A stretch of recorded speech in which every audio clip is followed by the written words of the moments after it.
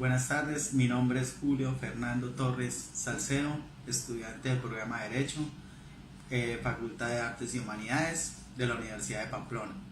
El tema del que les vengo a hablar es del proceso ejecutivo singular, que está regulado en nuestro artículo 422 del Código General del Proceso. Este nos habla de unas características que deben ser claro, expreso y actualmente exigible. Es de dar, de hacer y de no hacer. El título de ejecutivo, a diferencia de un proceso ordinario, es que el ejecutivo como tal se encuentra en sentencia, letras de cambio, cheque, pagaré y cualquier documento que preste mérito ejecutivo. Por ejemplo, en la conciliación, en la ley 640 del 2001, encontramos que se presta un mérito ejecutivo. Ese también sirve como título ejecutivo. La diferencia en el proceso ordinario es que un juez tiene que declararnos el derecho. Clases de procesos ejecutivos. Está el singular, el hipotecario y el mixto. El singular, de manera coactiva, el Estado interviene para el pago de una deuda. El hipotecario se da en lo que se llama los bienes muebles, como vienen siendo casas, edificios, donde el banco nos presta cierta cantidad de dinero a cambio de que nosotros le hipotequemos una casa, prácticamente en prenda en garantía. En caso de que nosotros no cumplamos esa obligación, el banco se hipoteca nuestra casa, se queda con nuestra casa y se va al remate. Está el mixto ya viene siendo cuentas bancarias, bienes muebles y bienes inmuebles. En cambio, en el hipotecario, esa diferencia que tiene con el hipotecario es que solamente se da sobre ese bien inmueble y solamente sobre ese bien inmueble lo pueden hipotecar. Porque en nuestra formación como abogados nos piden el embargo y el secuestro, nos piden medidas cautelares. ¿Por qué el embargo y el secuestro? Porque si nosotros no pedimos esas medidas cautelares, el juez no nos las va a conceder, y entonces hablamos del secuestro, que es la aprehensión material para garantizar el pago de la deuda, para que el deudor no se declare insolvente, y se pide embargo y secuestros. Hay unos modos de extinguir las obligaciones. Entre estas está el pago.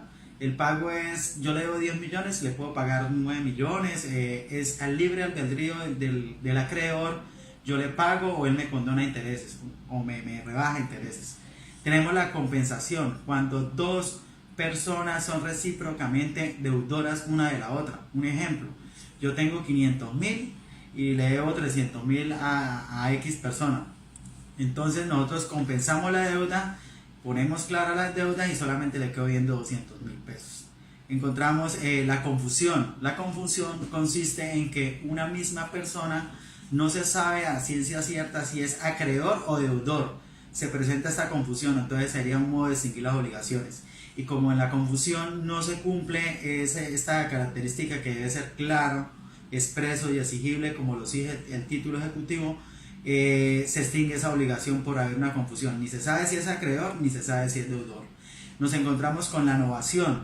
La novación viene siendo, de nuevo, es novar, cambiar esa obligación por otra. Por ejemplo, con un banco tenemos una deuda, nos refinancian la deuda, nace una nueva obligación con ese mismo banco o ya sea con otro banco.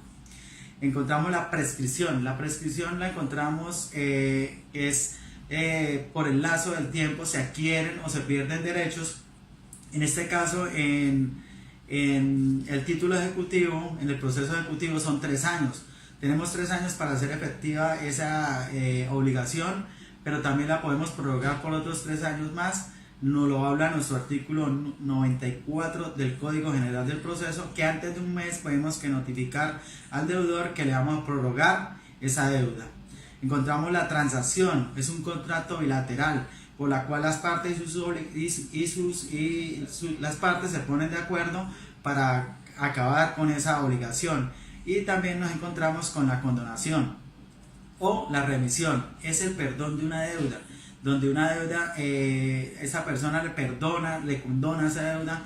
Por ejemplo, esa persona no tiene la capacidad para pagar y entonces el acreedor agarra el título, la letra, el cheque, el título ejecutivo y lo rompe, le dice: le perdono la deuda, o muchas veces lo deja por escrito, pero generalmente en este tipo de procesos ellos tienen materialmente, digamos, el cheque y lo agarran y se lo rompen y se le perdono la deuda.